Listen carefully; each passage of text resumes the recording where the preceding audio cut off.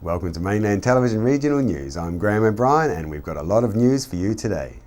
This week, DOC has declared a war on wasps around the areas in some of our national parks and reserves with the pilot scheme using baiting stations to cull the numbers. The wasp baiting method is to be used in 5 pilot sites: Rotoiti Nature Recovery Project at Nelson Lakes, Falls River and Abel Tasman National Park, Bottle Rock Peninsula in the Marlborough Sounds, Pelorus Bridge, Marlborough and Craigieburn at Arthur's Pass. One would think with all the controversy about 1080 poison being used in our forests, DOC would be a little gun shy of doing more, especially with fipronil, the poison intended to be used. Fipronil has an extremely active molecule that interferes with the ability of nerves to transmit nerve impulses. It is classed by the US EPA as a carcinogen. Fipronil is toxic to birds, lizards, shrimps, bees and is highly toxic to rainbow trout. When exposed to light, it breaks down and becomes 10 times more toxic and is easily absorbed through the skin. Insects can build up resistance quite quickly within 2 years, and in case studies within 5 years, the amount to kill targeted insects has increased 100-fold. I spoke to DOC insect scientist Eric Edwards about this pilot scheme and possible consequences. Eric, thanks very much for sparing your time with us. We know that you're the insect scientist there at DOC. That's right.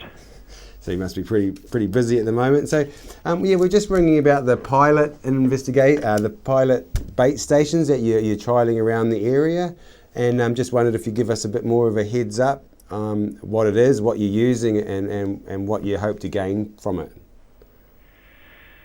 Yeah, I mean, wasps are getting pretty bad. This is a bad time of the year for wasps, and they're a real problem. And as everyone in Nelson pretty much knows, yeah, sure. They're bad on bird life. They're bad for insect life. They take a lot of honeydew in the honeydew beech forests. They cause millions of dollars of damage actually to prime industries. What are you actually going to use to kill the wasps? And does it just kill wasps and not bees? Like you're saying, you're protecting the bee industry, but is it selective in that way? Yeah, I mean that's the beauty of what we're doing. This is something that's been trialled under research conditions for many years at Nelson Lakes. Okay. Oh, so the bees aren't attracted to it, but it will kill them if they took it. No, bees don't really have a chance to access it. I mean, it's just not designed to target. It just doesn't target bees, so it targets wasps. We're just a little bit wary of DOC and poison in the area, so we're just trying to get as much information as we can about what could possibly be the side effects of this fipronil. It's a good question. I guess the department is really confident about what we're doing because it's well researched and well published, the work that we've done. Yeah. And so it's been more than a decade of research, and we've worked with Landcare Research and other organisations in carrying out the work, universities. So I've just quickly read a little bit about fipronil, and how does it? It's actually saying I've got a Journal of Pesticide Reform here. I do admit that it's 2005, but it's basically all I could get at a rush. It does talk about how it's quite toxic to many other animals, including humans, and it's actually a carcinogenic. Could you just give me a little bit more about that? Yeah, so you're reading a technical document there.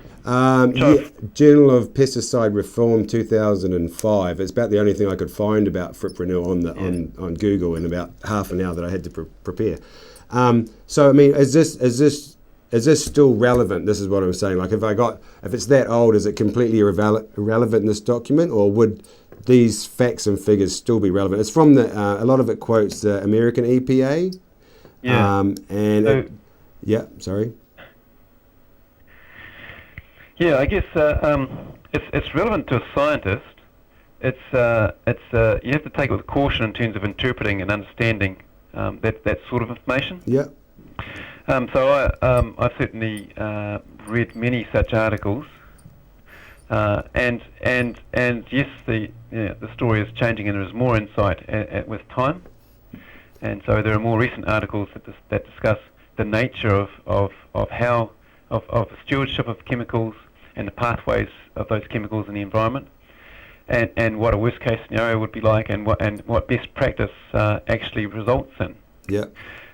So the best practice that we've evolved, has, if you like, we've considered it in relation to that sort of information. Yeah. And we're very assured. And actually, we've recently been through a process with the chemical company to get for them to be assured that actually the department has got a good best practice, and we've gained that assurance and acceptance with that chemical company. And so, insecticides need to be used wisely. We believe we're being very wise. Nelson successfully hosted the first match in the Cricket World Cup series this week on Monday, and so we went to the streets of Nelson and Richmond to find out what benefits people thought this competition has brought to the region and what businesses could be benefiting from this international sport. Nelson's first match in the Cricket World Cup was on Monday. What benefits do you think this brought to the region? Benefits for local accommodation and restaurants and stuff, but don't know wider than that really. But I'm sure as far as tourism goes it must have been amazing. I mean, we've seen so many people around today. There's an Irish guy who's absolutely over the moon because Ireland won yesterday, and people have got lots of red faces and no, they look very happy. It's good, yeah. Yeah, there's a better sense of community usually.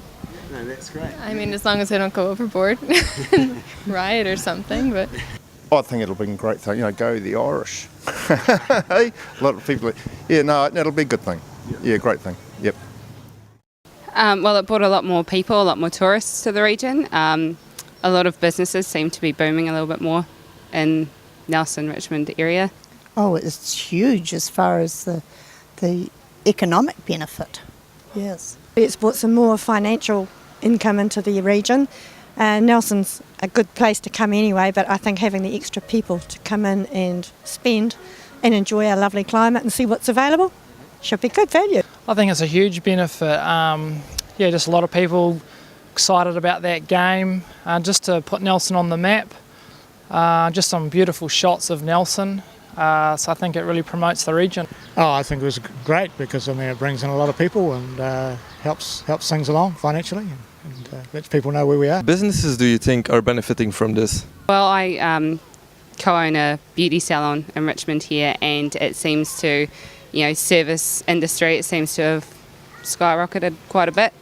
So, and the energy and the environment in Nelson's just been really cool, and everyone's been really excited about having the World Cup here. I would think the eating places as well as the accommodation. I imagine the retail, particularly the food as well, and possibly the vineyards and the eating places there as well.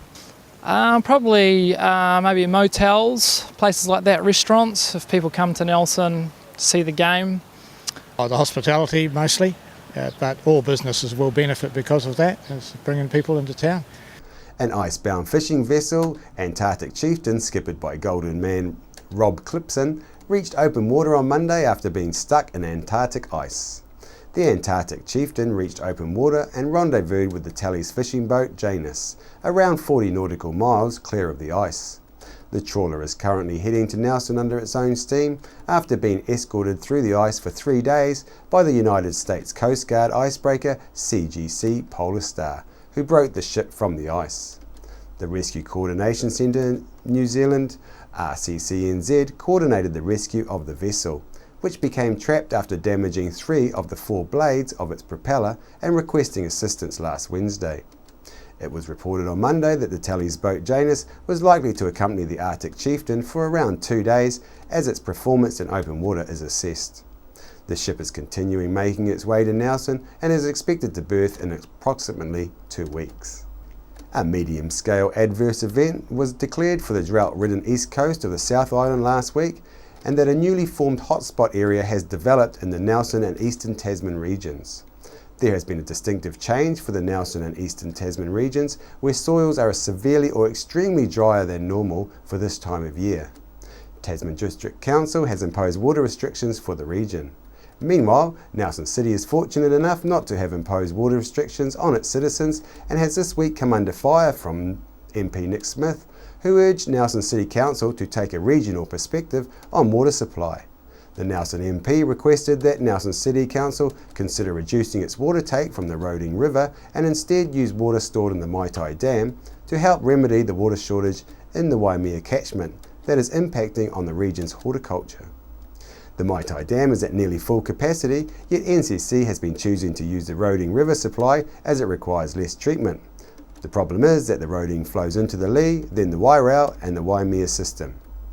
He said the ideal would be to suspend any future takes from the Roding until the dry conditions on the Waimea subside. However, Nelson Mayor Rachel Reese, in a press statement this week, said currently the Nelson City Council are not taking any water from the Roding Dam supply, relying solely on the water from the Maitai River and Maitai Dam. Dr Smith said he would be in discussion over the issue with Nelson Mayor Rachel Reese and Tasman Mayor Richard Kempthorne and was facilitating a meeting for this Friday between the councils and officials. We asked people in Richmond their thoughts on water restrictions. How hard are the water restrictions hitting you? Yeah, they're hitting us quite hard. We're a bit, I'm a bit of a gardener, and obviously there's no, you're not really getting as much out of your gardens as what you could be, and yeah, definitely going into a bit of a drought and watching everything die is a bit sad. So I think they're necessary. Yes, I think we just have to go with it. If people keep fighting the dam, we have to have the water restrictions. For myself personally, we are actually on a well, so we have always been very careful with our water usage. And people need to be aware that without water, we haven't got a lot to look forward to. We have a pool, so it costs a lot now to fill it up and dump the water, I guess, if it goes a bit yuck. I don't think it affects me that much because I'm living in a Housing New Zealand place and that's all covered in the government for the housing. So to me it doesn't affect me, but I'm sure a lot of people would be affected by it. Oh, not too much really. We only got a bit of grass that goes brown, so it saves me mowing it anyway. So, but it is starting to affect a lot of people, and especially the grapevines and stuff like that will need a lot more water shortly, and I think that it's going to start affecting them quite badly in the next month if we don't get some rain. The Gateway Sculpture project has just about reached its fundraising target with only $1,000 left to find of a $58,000 target for the first of 3 sculptures, and Mainland News discovered this week that the work has already begun to install the first Gateway sculpture at the entrance to Tasman Township off the Coastal Highway. The initiative is a joint venture between a group of prominent Ruby Coast artists and the Ruby Coast Initiative Trust. The sculptures will be of a temporary and enduring nature, highlighting the area's natural beauty and its artistic community. In our continuing journey with local buskers and finding out their views on Nelson City Council's 30-minute duration rule to move buskers onto another spot, we caught up with Aaron, who has been living here for 4 years. Morning, Aaron. Can you tell us where you're from? I'm from the Philippines originally. I've been living there for 14 years and I just came here 4 years ago. Great. Yeah. And what styles do you play? I normally play blues, some acoustic versions of pop songs, a bit of soul, just the normal song, R&B kind of thing, yeah. With the new council rule about moving on every 30 minutes, has that restricted you at all, or how do you find that? I respect that, to be honest, because there's a lot of buskers around Nelson, and when doing that, they have more chance of busking in different places, but it's pretty good. I like it because they control the environment and everything, the crowd, so it's pretty good. So you think the whole system of getting registered with the council is a good one? It's a good one because that means you're not doing anything bad, you're not interrupting anyone, that means you're allowed to do what you want to do. It's a good thing to be registered in some places, yeah. Have you been chalked after 30 minutes in one place? Yeah, I've been chalked one time. I went because I was in the farmers. I was there for more than an hour. I didn't even know what the rule was back then. So yeah, I got tucked out and it was pretty good. I was like, oh, okay, that's cool. I'll leave. I respect that. Yeah. That's great. So you think with respect, the council system is actually working? It actually is working, and like people and the buskers are doing what they can to respect that rule. So it's pretty good, and to see people like doing what they love, but at the same time having that rule is pretty good to see. Yeah. Thanks, Aaron. Would you like to play us out? Yeah.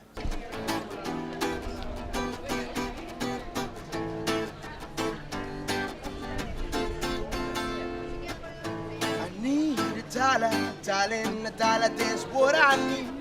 Hey, hey, I need a dollar, darling, a dollar, that's what I need. Hey, hey, I need a dollar, darling, a dollar, that's what I need. And if I share with you my story, won't you share your dollar with me? Bad times are coming, and I reap what I don't sow. Girl, let me tell you something, oh, that glitter ain't gold. It's been a long old troublesome road, and I'm looking for somebody coming to help me carry this load. Shorty, get down, good Lord, baby got me loping all over town. Strictly busy, don't play around, cover much ground, got game by the pound. Getting paid is a forte, each and every day, but you play away. I can't get her out of my mind. I think about the girl all the time. East side to the west side, taking fair rides, ain't no surprise. I got tricks in the stash, lighting up the cash, quick when it comes to the gas. By no means average, you always know where to have it. Baby, you're a perfect 10. I wanna get in. Baby, slow down so I can. Hey, oh, hey, oh, hey, oh, hey, oh. Hey, oh, hey, oh, hey, oh, hey, oh. I'm gonna pop some tags. Only got $20 in my pocket. I'm looking for a come up. This is awesome.